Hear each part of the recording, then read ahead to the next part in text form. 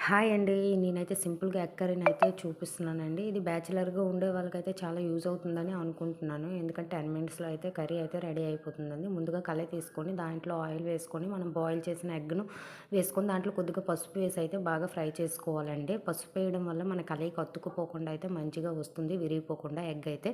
దాన్ని సైడ్‌కి తీసుకొని అదే కళాయిలో ఆయిల్ వేసుకొని కట్ చేసి పెట్టిన ఆనియన్స్, పచ్చిమిర్చి, కరివేపాకు అట్లాగే అల్లం వెల్లుల్లి పేస్ట్ వేసి బాగా ఫ్రై అయ్యాక దాంట్లోనే కట్ చేసి పెట్టిన టొమాటో కూడా వేసుకొని కొద్దిగా సాల్ట్ వేసుకొని మూత పెట్టి ఒక 10 మినిట్స్ అయితే కుక్ చేసుకోవాలి. ఫ్రై చేసుకుంటే టమాటా అనేది బాగా సగిపోతుంది కదా!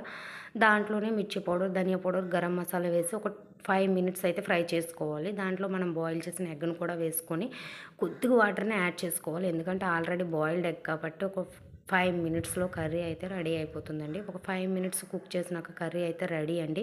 దీనికి చపాతీలోకైనా, దోసలోకైనా కాంబినేషన్ అయితే అదిరిపోతుంది. వీడియోని అయితే ప్లీజ్